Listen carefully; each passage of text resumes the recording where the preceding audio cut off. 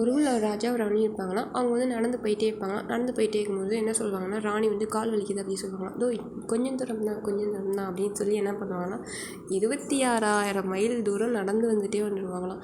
உடனே வந்து கொஞ்ச நேரத்துக்கு அப்புறமேட்டு ராணிக்கு வந்து ரொம்பவே என்ன சொல்கிறது, அவங்களுக்கு வந்து என்னென்னா இந்த மைல் கணக்கு அப்படிலாம் தெரியாதான். அதனால் என்ன பண்ணுவாங்க, சரி சொல்லிட்டு நம்ம என்ன ரொம்ப தூரம் நடந்து வந்த மாதிரி இருக்குது அப்படின்னு சொல்லிட்டு என்ன பண்ணுவாங்கன்னா, சந்தேகப்பட்டு ராஜாவா இல்லை வேறு யாரோ தெரில அப்படின்னு சொல்லிட்டு என்ன பண்ணுவாங்கன்னா, திருப்பி வந்து அளக்கிறதுக்காக என்ன செய்வாங்க அப்படின்னா, தன்னோட கையில் இருக்கும்ல, கையில் வந்து அவங்க வந்து முந்தானி மாதிரி உடுத்திருப்பாங்களா ட்ரெஸ்ஸு, அதில் மட்டும் இல்லாமல் தலையில் வந்து ஷால் மாதிரி போட்டிருப்பாங்களாம். அதுவே ரொம்ப தூரமாக இருக்குமா. எத்தனை அப்படின்னா அதுவே வந்து ரொம்ப பெருசாக வச்சுருப்பாங்களாம்.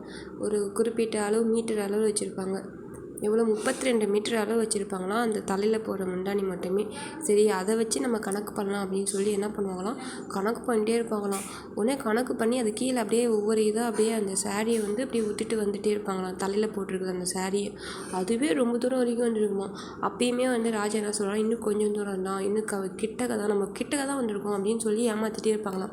உடனே ராணி வந்து சரி இது வந்து சரி கிடையாது, என்னவோ நம்ம பிளான் பண்ணி நம்ம நடக்க வச்சு கூட்டு போயிருக்காங்களாட்டுக்கு, இதுக்கப்புறம் ஒரு ஸ்டெப் எடுத்தாச்சா கூட நம்மளால இருக்கவே முடியாது அப்படின்னு என்ன பண்ணுவாங்களாம். உடனே டக்குன்னு ராஜாவை பார்த்து என்ன சொல்லுவாங்கன்னா, ராஜா சரி ஓகே என்ன பண்ணலான்னா, திடீர்னு வந்து நீங்கள் முழிச்சுக்கோங்க அப்படின்னு சொல்லி இப்படி பிடிச்சி அப்படி உழுக்குவாங்களாம்.